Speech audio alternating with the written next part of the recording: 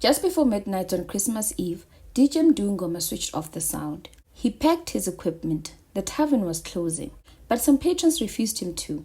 They wanted him to play some more. They said it's Christmas in just 30 minutes. At least do it for Christmas. Play some more. You see, DJ Mdu doesn't have a problem with playing some more, but the law doesn't allow. By midnight, everyone is supposed to be out of the tavern. It needs to close. It's the law. But the patrons didn't care. They wanted him to play some more. As he was packing his equipment, gunshots were heard. Patrons started screaming. They ran out of the tavern. There are 2 bodies on the floor, including DJ Mdu. He has just been shot and killed. But who is the other man? This is the tragic story of Mpumalanga-based DJ Mdu Ngoma. Yeah.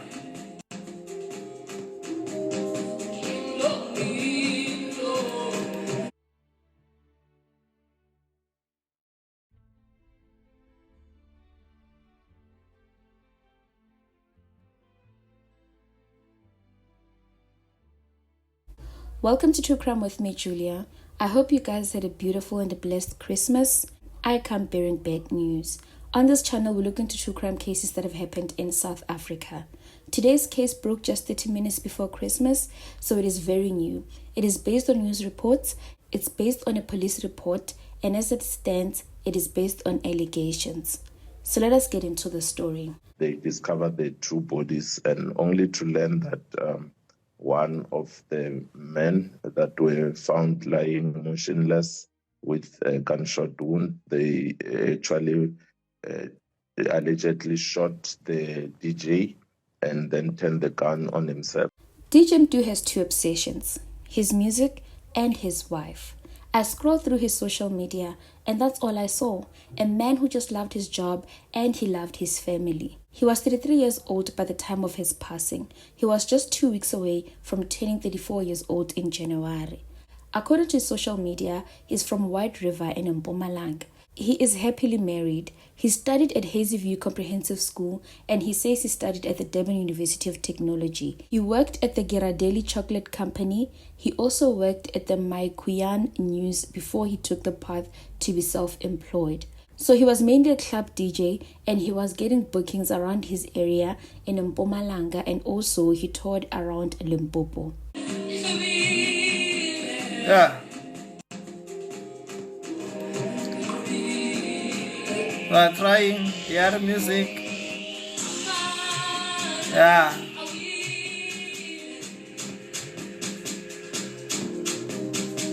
On Christmas Eve, a time meant for celebration, a night filled with music, laughter, and anticipation for the day ahead, DJ Mdu was booked to perform at a local tavern on the night of December 24 in Masoyi near White River. The tavern is said to be licensed according to reports.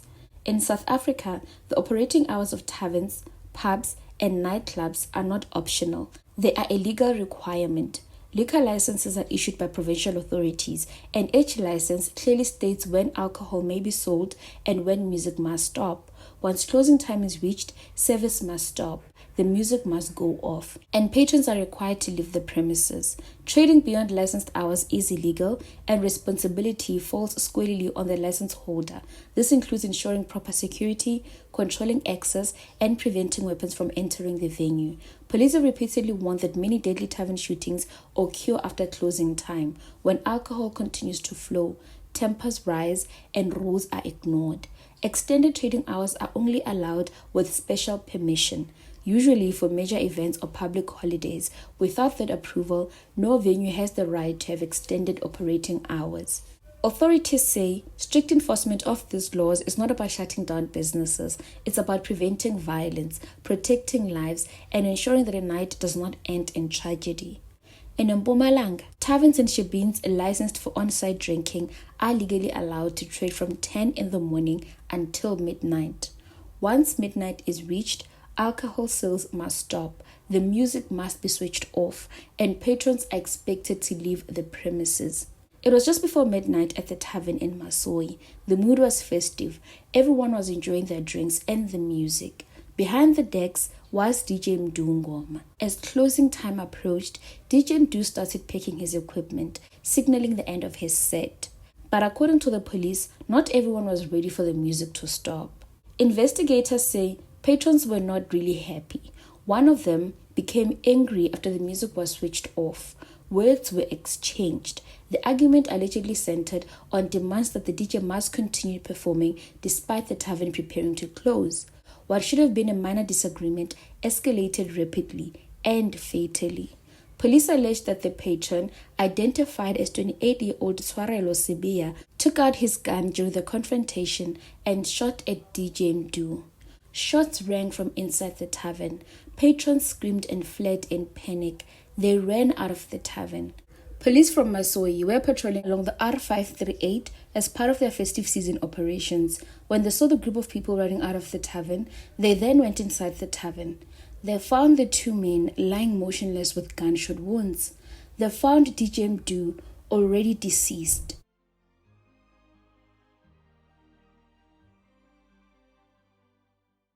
They alleged that after shooting DJ Mdu, Tshwarelo then turned the gun on himself.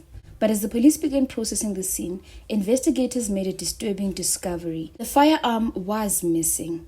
The disappearance of the gun immediately complicated the investigation. Police spokesperson in Mpumalanga, Donald Mdluli, later revealed that police established one of the patrons had removed the gun from the scene before officers arrived. Without the gun, linking the evidence and confirming the sequence of events became more difficult, but detectives refused to give up. An intensive manhunt was launched. Detectives from Masoyi worked through the night, interviewing traumatized patrons and following every lead. Their efforts paid off.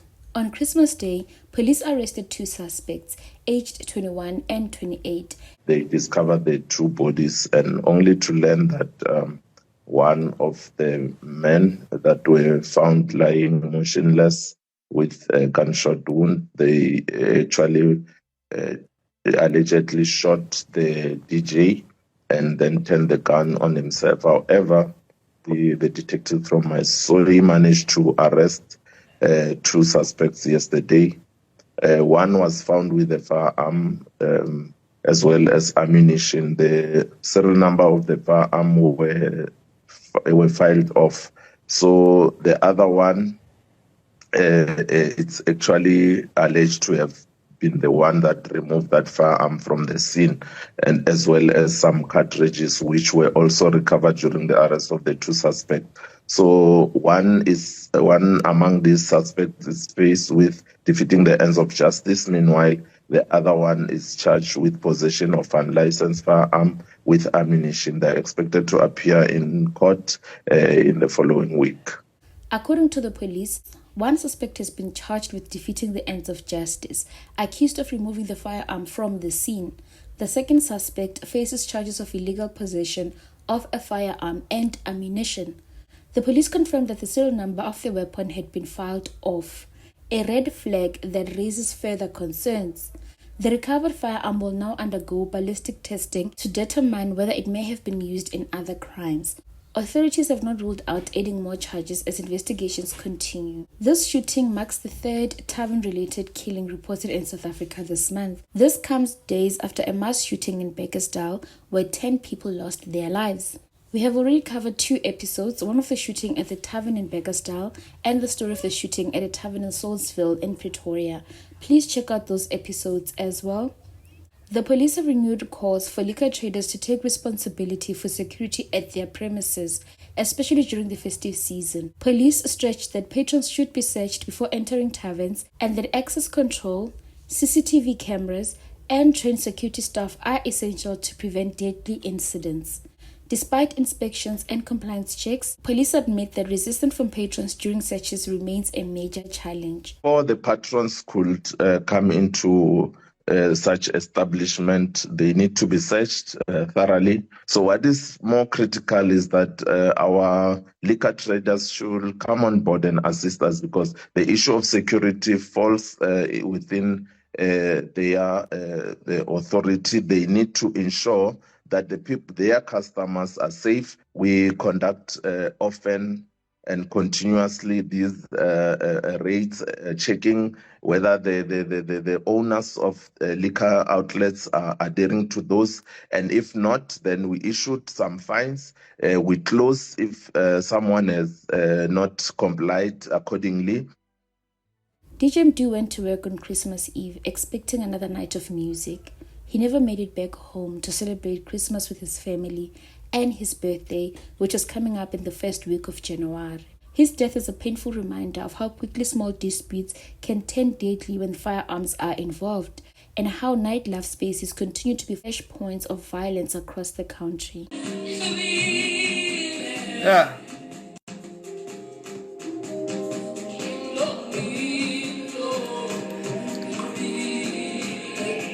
As investigations continue, a family mourns, a community grieves, and South Africa once again confronts the human cost of gun violence.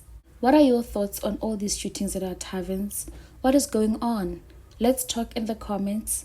Thank you so much for watching. Please stay safe. I will see you on the next one.